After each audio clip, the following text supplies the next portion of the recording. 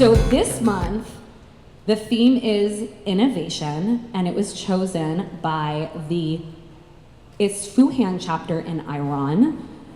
It was illustrated, for those of you that have seen the illustration, by Nazanin Emamiya. Innovation doesn't take a genius, it just requires curiosity and willingness to try and try again. And when I saw the theme of innovation, I thought of my friends and a member of our Creative Morning community, Charlie Spademan.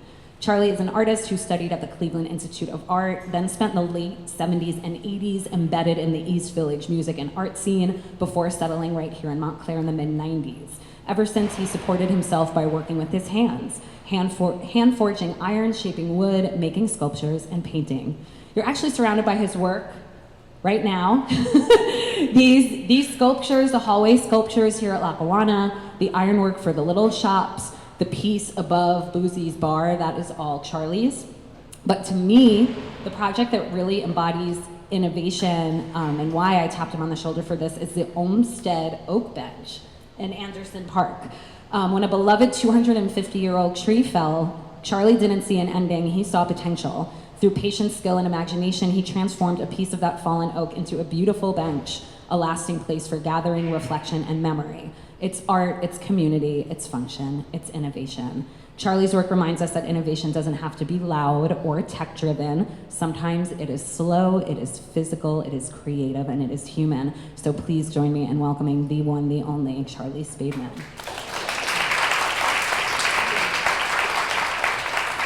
Thank you, everybody. Michelle, I have to correct you. That bench was really loud.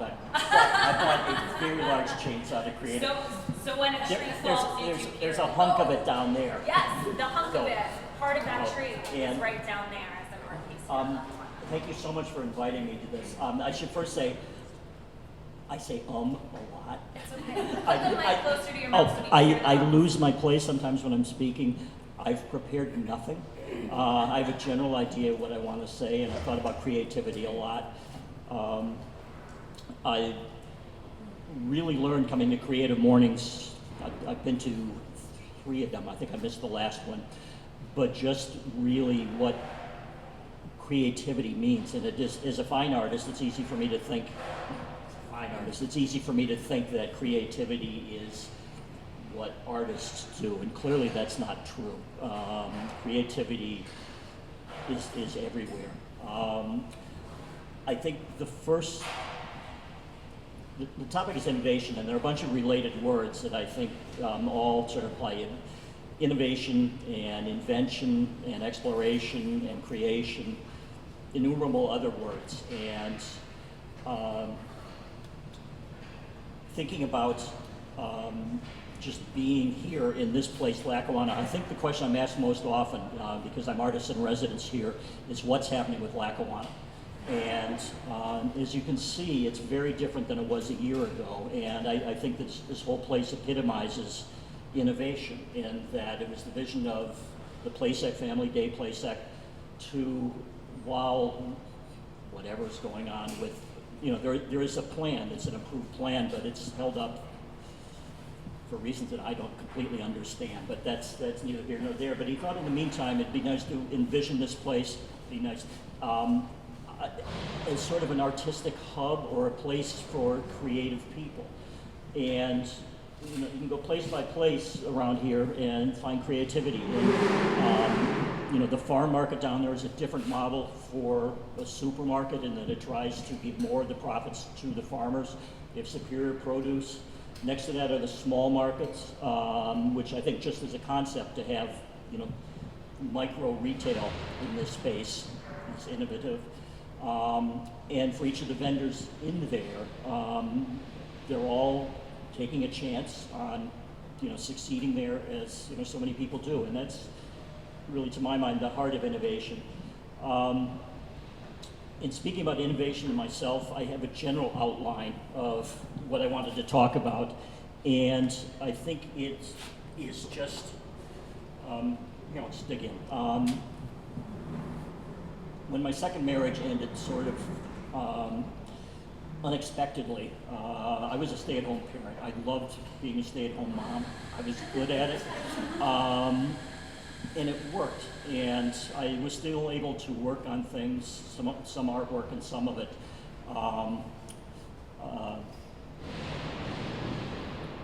Commercial projects. I've loved making things since I was like 3 years old. It's just, I have to do it.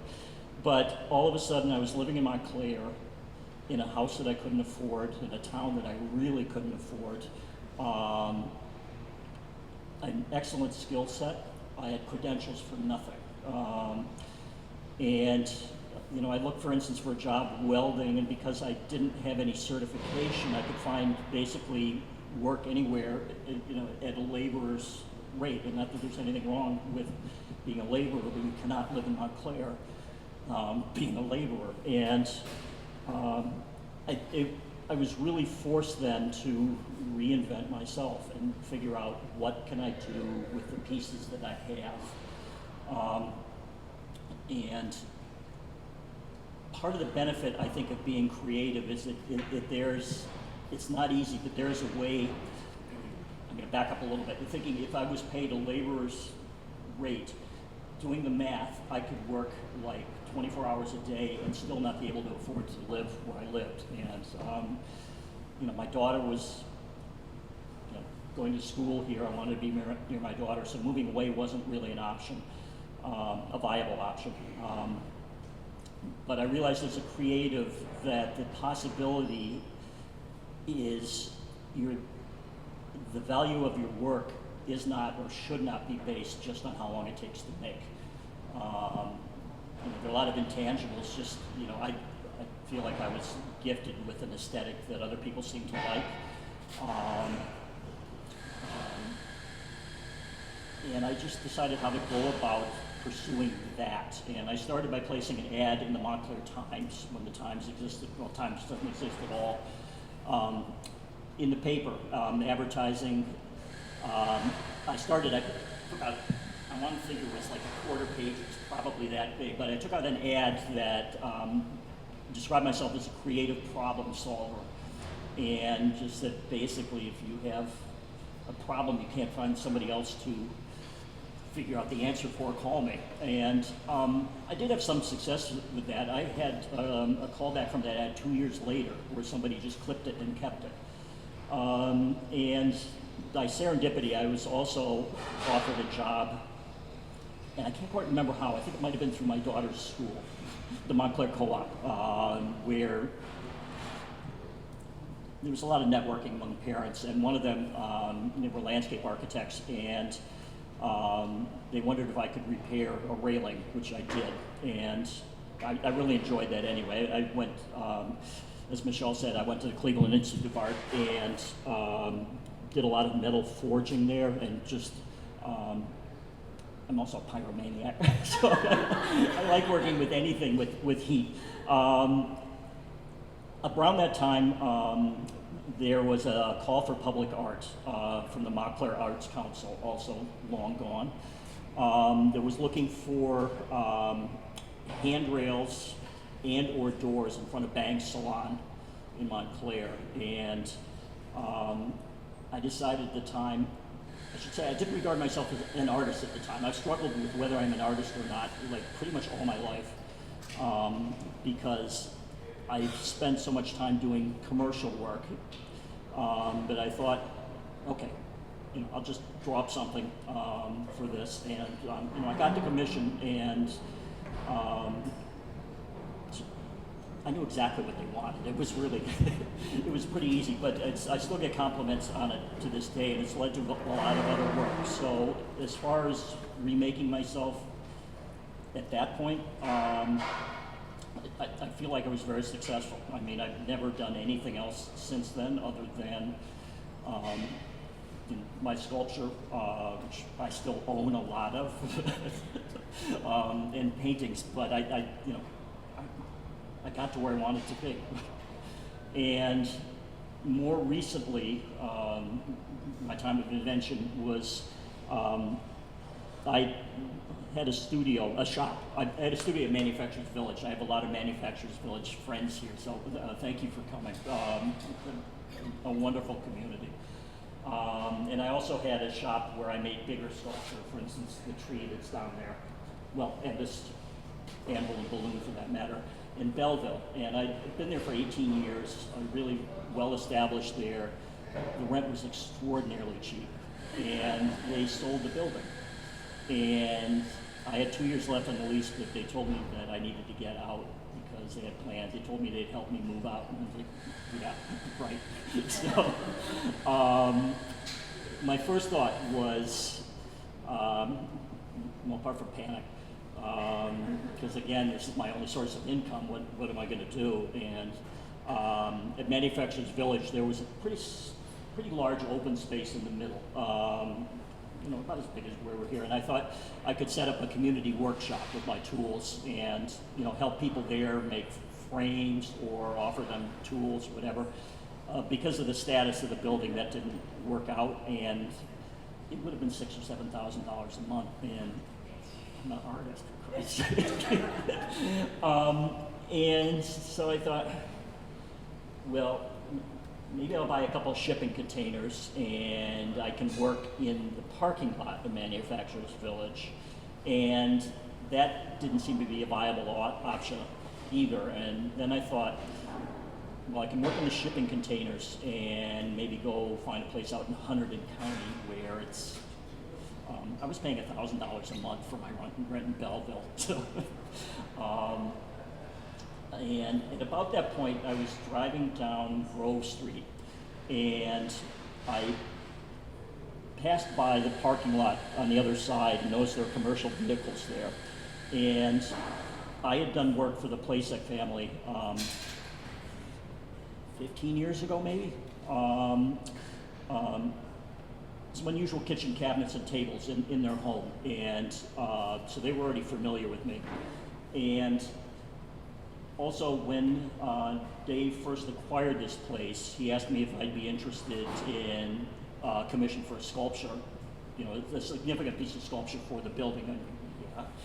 And I had already drawn it up even before he asked. I was interested in these train stanchions, and part of the sculptures that I've been doing involve just such stanchions.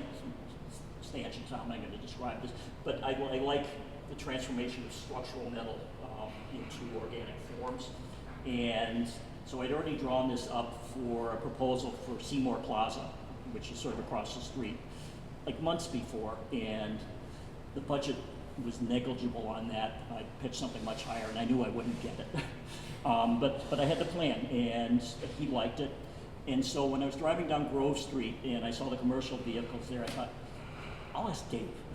And my thought behind it was because nothing was going on here at all, and it was very much in the news, and everybody's arguing about it. I said, you know, if you let me set up outside there, I can start working on this sculpture out in the parking lot, and you know, would give some visibility, you know, as people are driving by, that something was happening here. And he said, come over and meet me over here. And that led to my being offered space, quite a large space in the back here, which is fantastic. I mean, I sort of feel like I manifested it in a way, and I'm sort of skeptical of manifestation, but I think that having an idea of where you want to be really does make a difference, because that's what I was looking for. So I bought a semi-trailer, as one does, and for those that don't know, right across from the post office on Glen Ridge is my semi-trailer. That's a big white trailer. I'm inside of that, which is where my office is, and I have a kitchen in there, and I have a lathe. You know, all my tools are in there, and then I have a larger area outside. So again, I think I successfully managed to reinvent myself. It's sort of, it's taken me a year to get set up, and it's still sort of an ongoing process. The third thing I wanted to discuss are these two sculptures. So this is more of innovation from technical innovation, from the artist's point of view, in that my sculpture for a long time, I've been interested in how shapes deform when they're pressed really hard, and I don't remember how I got the idea, but I thought an object that deforms in a really interesting way is a balloon. And I sort of like the dynamic of what is the quintessentially heavy object and a quintessentially light object paired together. In some moment of tension. I think the sculpture sort of speaks for itself, but that was my thought behind it. And at an open studio at Manufacturers Village, somebody came by and asked if I'd be interested in making a larger one. This is for Summit, and this is like on spec. They give me a $1,000 honorarium, which doesn't pay for materials, if I'm honest. And I said, yes, of course I'd want to do that, which is that sculpture, and they're clearly very related. Let me tell you about making this sculpture, the balloon. The anvil is fairly easy in that I own, it was easy for me. I own this anvil, and I made a mold of the anvil, and it's cast out of resin. It looks, for the sculpture to work, it needs to be convincing as an anvil, but it's quite light. And I wanted the balloon to remain translucent and look like it was supporting the anvil, which it is. It's not easy to get resin, either epoxy or urethane, inside a balloon and then blow it up. What tends to happen is they pop. And you need to, while you're doing it, like constantly roll the balloon around.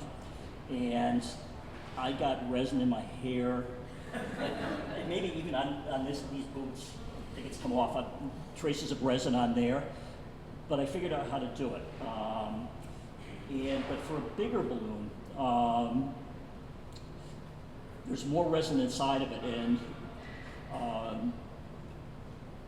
for reasons I won't go into, urethane doesn't work on a balloon that scale, but epoxy does. The problem with epoxy is it gets hot when it kicks or cures, and that pops the balloon almost immediately. So I needed something that cured really slowly, but I needed to keep the balloon moving for a number of days. And so I made a machine to make the balloon.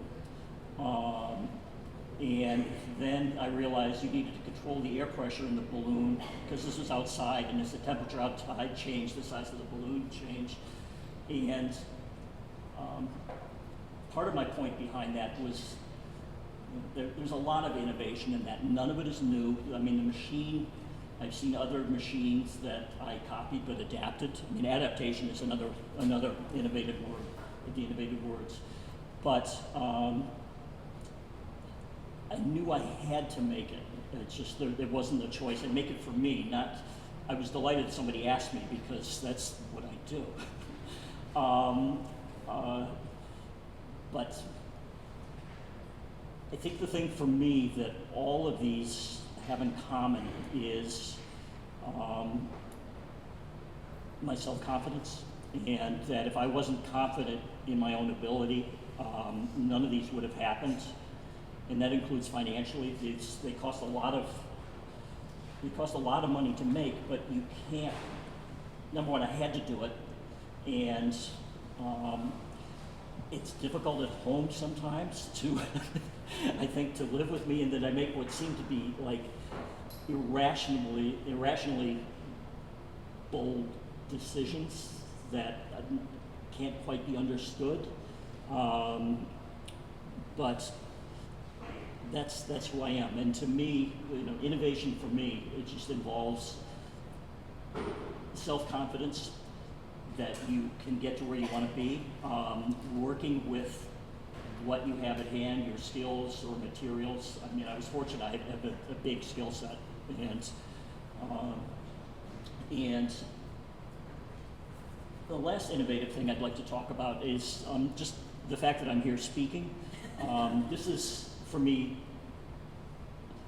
wildly unlikely until very recently. And I think I've come to realize I know what I'm talking about. And I felt like an imposter. And talking to people about what I was going to say here, the topic of imposter syndrome came up a lot. And I think probably particularly among people who regard themselves as creative, it's really common. And I, again, struggling with viewing myself as an artist. Until fairly recently, when I've been doing almost all commercial work, I think, all right, Mr. Artist, where's your artwork? And then I realized that everything I'd ever made had been creative, and I'd sold it all. And I thought, well, you're a successful artist in that case. And just because it isn't fine art doesn't mean it isn't art. It doesn't mean you aren't an artist. It's really just a state of mind and understanding who you are.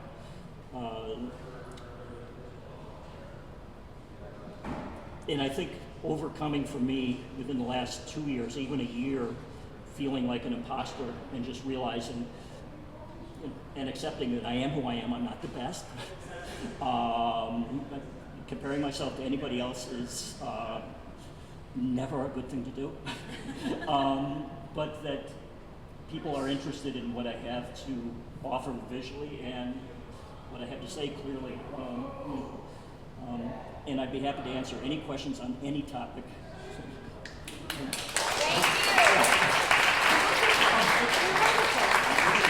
Wonderful. He's wonderful. He's the best Charlie Spademan that there is. Thank you, Charlie. You are the best Charlie Spademan. And like, listen, anyone who sees the tree and the skull and the thing and goes, you don't think you're an artist? Like, you've been doing this for 50 years? Like, it's a weird sensation. I know. But it's absolutely true. Okay, so we have time for questions. You heard the man. I was just thinking, because I'm so limited in artistic expression, but I was thinking of all the teachers that I know, and I taught theater and film for 42 years, and I thought, you can be an artist in a different field, so many fields. So I think I knew artistic teachers, or teaching as an art, I think is what I'm saying. So I thought that whatever you've chosen to do, the other thing I found kind about art is almost what you were saying. I find that artists do this and that and that, and as they evolve, everything could be, I don't mean everything, that's just too general, but a work of art, kind of. But I'm not so eloquent. And actually, if I can speak to that and myself, I think when I speak, I don't think really fast, but my mind is all the time jumping from one idea to another as far as what to create, to the point of distraction. And I'll suddenly think, yeah, I'd love to do a portrait that is a halftone engraved in bronze, and I know how to do it. And I'll start, like pricing the bronze, and in the meantime, I've got paying work laying on my table, but I just get preoccupied with one thing after another. And also, as far as teaching is definitely an art. They're brilliant teachers, and that's what they love to do. I think anybody who's passionate about I love speaking or listening to anybody who's passionate talking about what they do, and that's without exception. I think of Peter Shickley, who I don't know if he's still around, but he used to have a show on classical music on Sunday mornings, I think. And I'm not a classical music fan, I know nothing about it.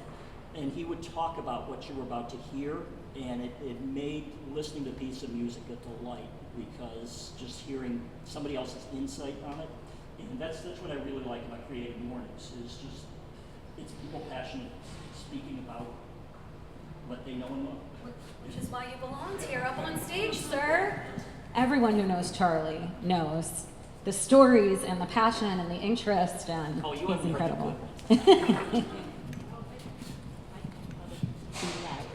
Hi, Mona. Hi, Charlie. I've known Charlie for a long time, and he is, besides what he's talking about, he's also so generous of spirit and generous to help other artists and engage in that kind of collaboratory kind of thing happening, and you've done that for years. And I think being an artist, being a teacher, I think it's circular. It's not like a linear kind of existence. And all of us, whether we're writing something or listening to something or dancing whenever we want to dance, you engage that and you encourage that, and that's why you're still in here and talking to everybody. That's very generous, thank you. No, it's true. You're inspiring, damn it. Just accept it. Okay. Wrapping up. Thank you. I just wanted to say, ooh, I don't want to sound too loud. I just wanted to say that, you know, in like ancient times in like the past, like kings and queens and like royal people would go to artisans and like craftspeople to make like their furniture, to make their railings, to make anything with like welding, and all of these things that we think that have become so commercialized in today's society used to be these like high class, noble like art ideas in times we can't even like think of now, you know. So I just wanted to say that your art isn't any less valid than anyone else's. Like it is art. I look at that and I'm like, oh, I want to pick this guy's brain and see how he what made this welding thing come to life. And I'm just so interested in like in everyone's different sort of art way. So I just wanted to say like thank you for sharing your art with us. I just want to say it is art, and I appreciate you for coming out so much. Thank you so much.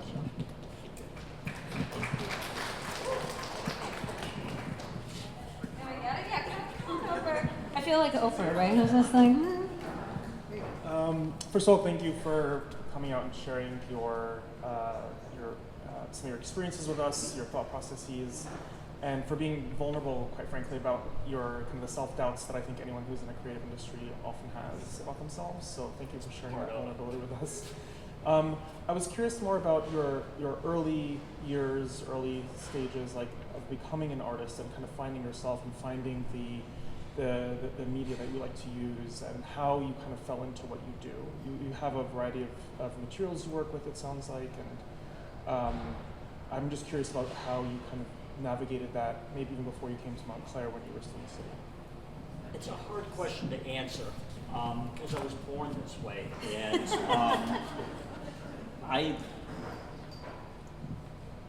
my mother has this little creche under the Christmas tree. I may have been 4 when I made it, and it's, you know, has these little wood tiles that I cut, and I used washers with staples for horse hitching posts, and I remember in 3rd grade I made this machine. I also make machines. I love machines. I have a good mechanical mind for making machines. Well, part of what allows me to do what I do involves figuring out how to make it, and a lot of times that involves machines. Anyway, I made this machine that was like a quiz card reader, where I made punch cards that would have you know, a question on the top, and then you would press a nail down to make contact with a plate below it, and if the nail you pressed went through the hole, a light bulb lit up. The reason I remember it is because it didn't work on a battery, you plugged it in. And I'm realizing now that chances were about 50-50 I could have electrocuted a classmate. But I've always made things. I've always had to make things. The jobs that I have had, I worked in the picture framing industry for a while when I first moved to Manhattan. That actually taught me a lot about art, in that it was a high-end framer, and a lot of work could come through and you stopped looking at it. But every now and then, you know, there are a lot of immigrants, a lot of people who didn't speak English who worked there, but every now and then a single piece would come through and everybody would come and look at it. And that, it taught me a lot, and it also made me feel sort of jaded in that I felt like I don't want to look at artwork anymore, because I don't know, it was a mixed thing, but it really taught me about there being certain pieces that are just universally successful. I'm thinking in particular about the David Hockney watercolor, or not watercolor, a collage that comes to mind. So, the gentleman in the orange hat. I know, that gentleman in the orange hat. Oh, can you come up here? So I was curious. So I got to find the pleasure of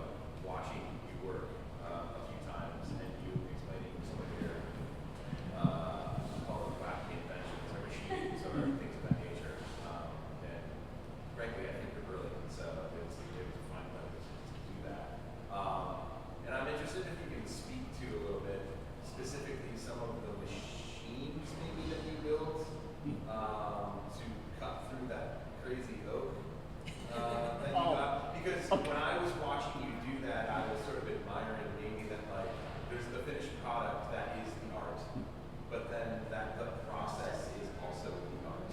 Yeah, that I would agree with on that, and Or maybe the innovation. well, right? yeah, and the, figuring out how to make it was a large part of the project. The bench itself is about that wide and 10 feet long, but it's curved, and to cut, and it was a whole log. It was the diameter of the end of that, and I knew that I wanted to cut a thick slab out of it.